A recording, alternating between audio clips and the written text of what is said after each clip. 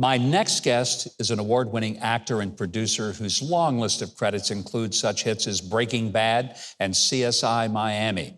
His latest is an inspiring new film based on a true story. It's called Paul's Promise, and it's set in Arkansas in the 1960s. So you know I'm in.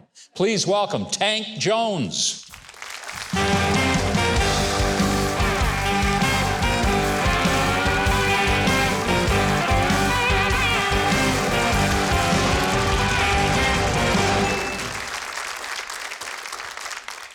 Tank, I'm personally excited about this film, Paul's Promise, because it's about Paul Holderfield. Yes. Fireman in North Little Rock, Arkansas, who faced racism in the 50s and 60s and went on then to create a church in which everybody was welcome. And he broke more barriers in the state of Arkansas than anyone I know, and his legacy lives today. And I'm sure you being former governor of Arkansas, you know a lot about his legacy. His legacy has actually touched millions of people all around the world.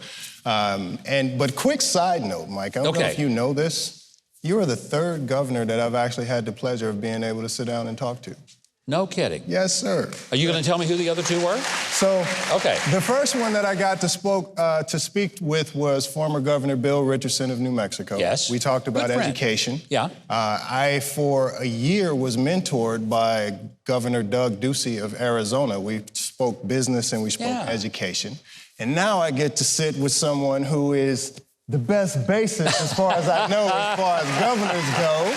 Maybe the only one. That's the only reason I would be the best one, because I'm the only one. You're the only one, and you're also a Baptist minister. Yeah. Say much like Brother Paul, like you said. And for those of you that are inclined, paulspromisemovie.com, which we're going to go into, because, like you said, Paul's childhood friend was a black kid from the other side of the tracks, if you will.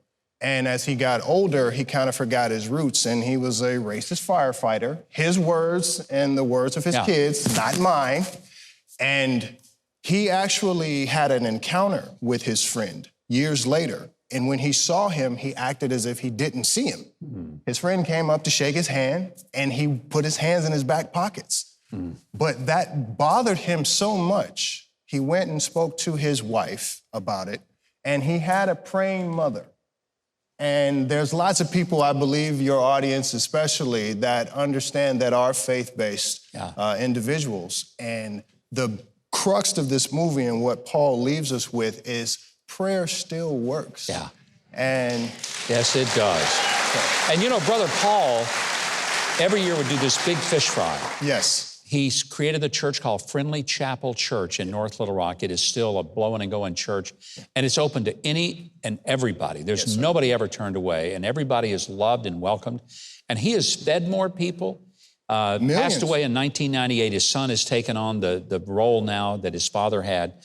But even though he's been gone for 25 years, the legacy of feeding people, loving people, caring about people that everyone else had forgotten about continues. Of every race, of every creed.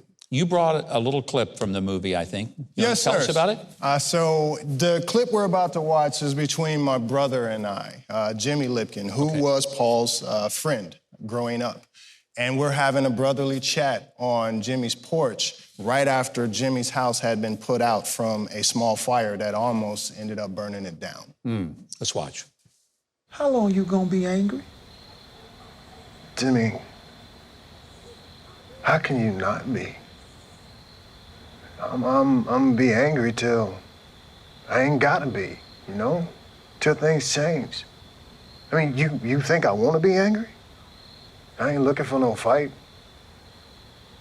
And I ain't gonna back away from one no more either.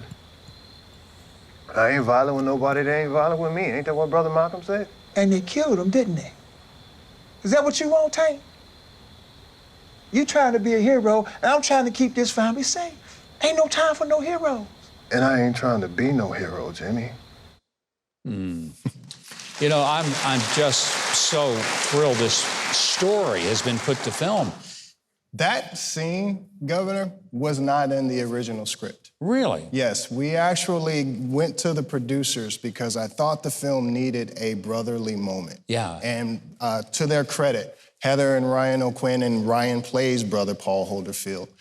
they accepted what I had to say. It's like my brother and I, we are fighting each other the whole film, but there's no camaraderie. And I think in this film, you need to be able to see that brothers can fight, but they still love each other too. Yeah. And again, it goes back, brother, big brother praying for little brother. Mom praying for her kid, her wayward kid. And if you have a wayward kid out there, you're a prodigal child. I'm telling you, prayer, again, it still works. If you go paulspromisemovie.com, there are resources on the site. And the movie is actually, Mike, going back into theaters. That is something, it never happens. It's been in the theaters. It was going to be released for streaming. Yes, but sir. the response to it has been so positive. Yes. When's it going back into the theaters? It is going back into theaters in January, and I'm asking you all to do something for me. If you go to paulspromisemovie.com, there's a demand button on there. You can hit demand, and you can actually request it in your city. And the great story is, if somebody put this as fiction, people would say, yeah, that couldn't happen. Right. This is a true story. Story. I firsthand know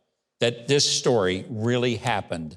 And that's why it's so powerful. Tank, thank you for being here. Thank you for having me. So glad to have you. And if you want to find out how you can see the movie Paul's Promise and keep up with all of the projects that Tank Jones is involved in, if you go to Huckabee.tv, we've got links for you.